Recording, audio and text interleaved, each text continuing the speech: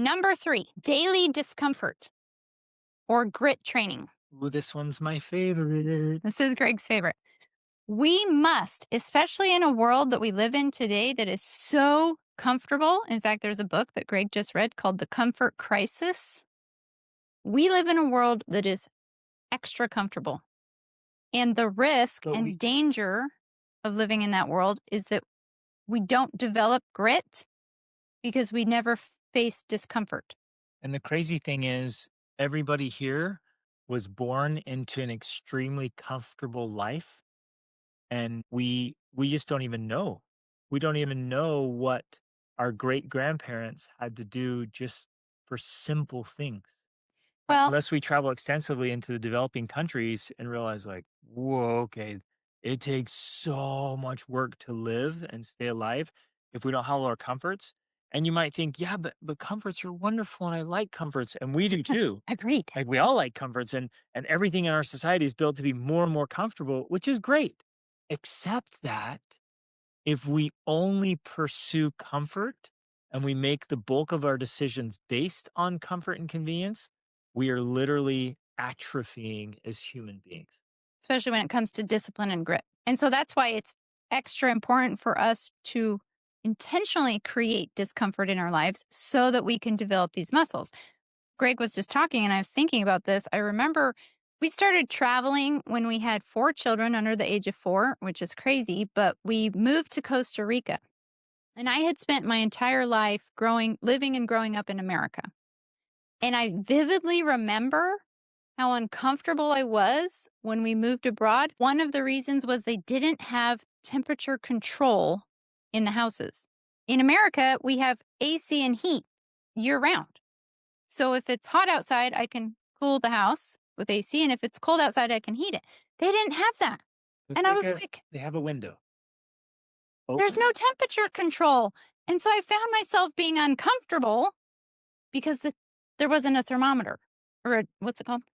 Thermostat. I also remember we had this really cool woman. She was from Nicaragua, but was living in Costa Rica. And right, Nicaragua? She worked for us. She was essentially like our maid. And we went to visit, she lived with us in our house, and we went to visit her house one weekend. We drove, we drove like a couple hours. We stayed at her house. No, we stayed nearby. We went to her house and she made us food.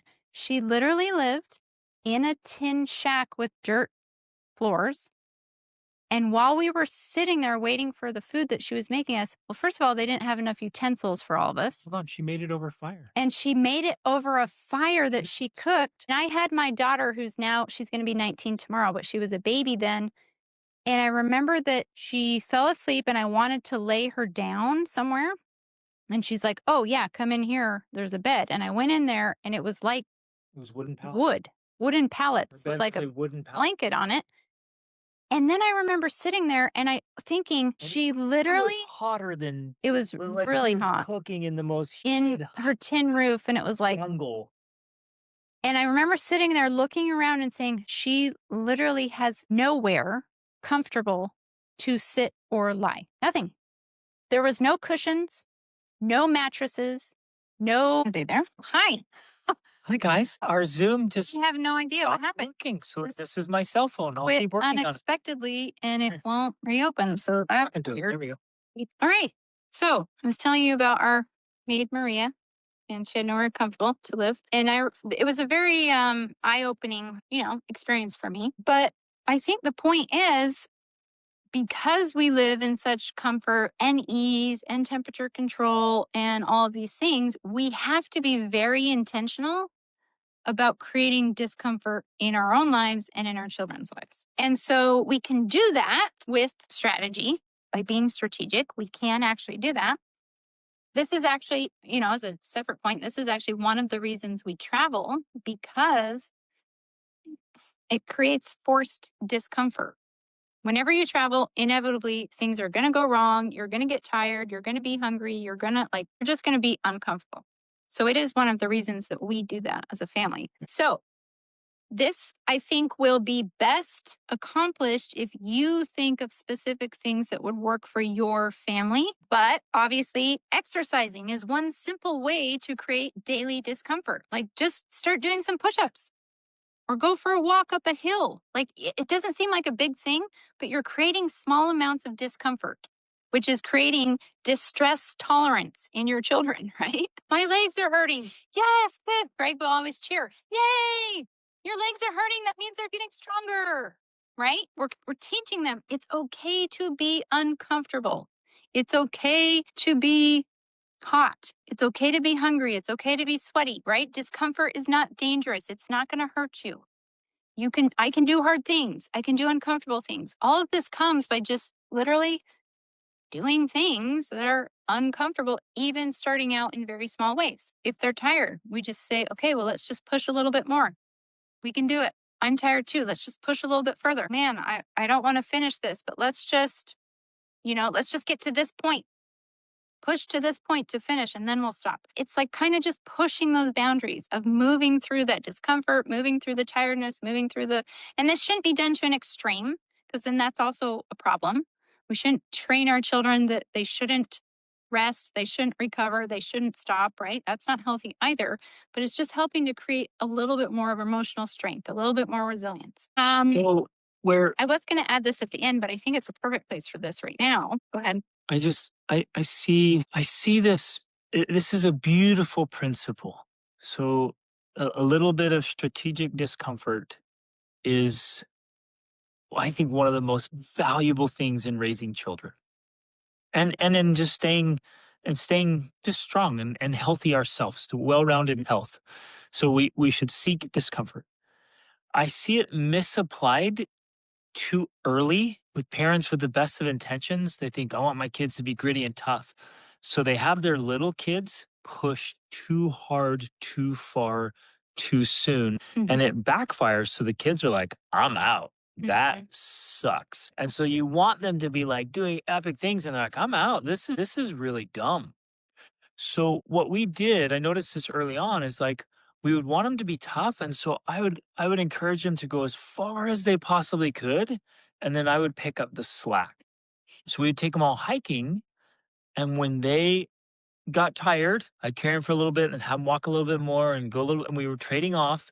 And then eventually I was picking them up and I was carrying two, sometimes three kids out of the canyon.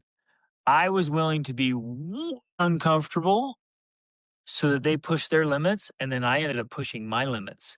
And so after they'd hit their limits, they're watching me sweat and struggle and strain, still being joyful, still being happy, showing the example of like, hey, I'm willing to do this. And it's amazing because they watched it. And now all of our older kids are off. Well, yeah, I'm sitting here thinking because and this strategy works. We know it because I'm thinking specifically of our two young adults who are at home now.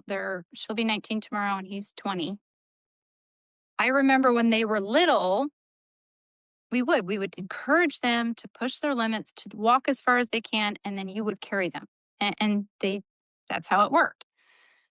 And I especially when we went to the beach, they hated getting sand on their feet and then they wanted to be carried. Those two kids, though, they're the ones that 2 years ago, when they were 17 and 18, 17 and 19, summited Mount Kilimanjaro, the highest mountain in Africa. They summited that mountain on their own, all on their own effort, joyfully. They did it because we didn't push too hard. We were willing to pick up the slack, right?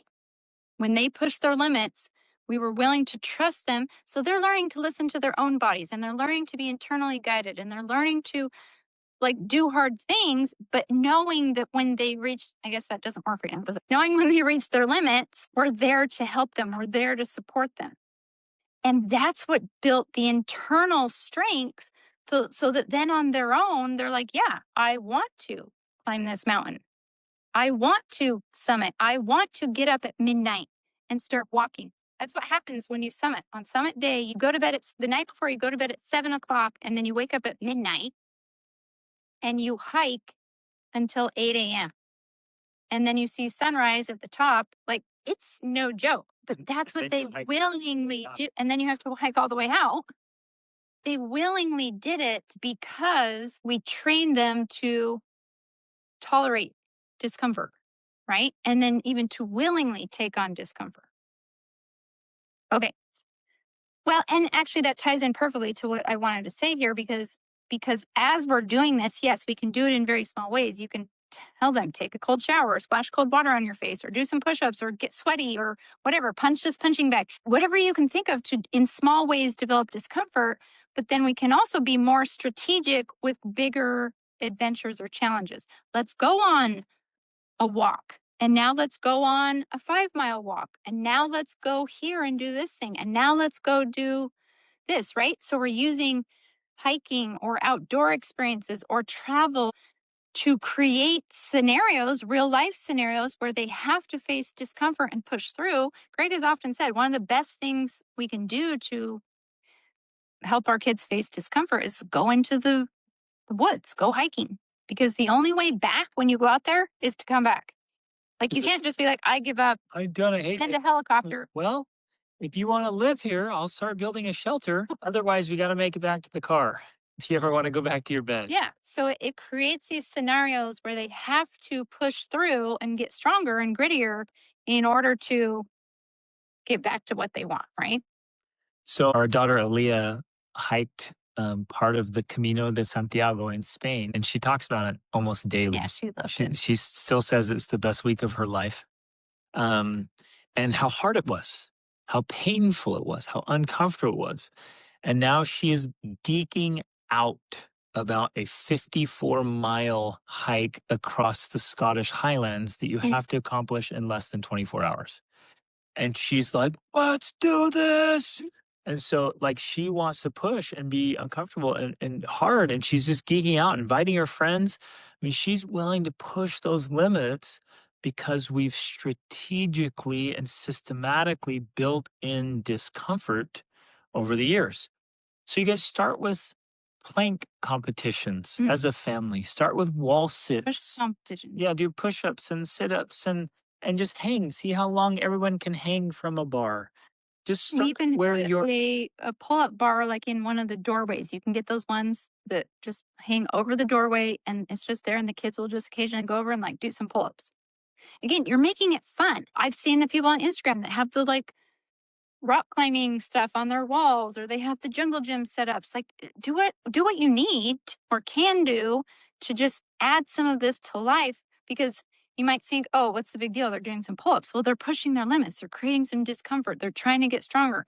All of that is good for developing this grit and this distress tolerance. And then the next day they wake up and they're like, my forearms are so sore from hanging on that bar. And your response should be, fantastic. So That means you're getting stronger. My forearms are sore too. They were cramping during the night. This is crazy. It's and then you learn about positive. recovery.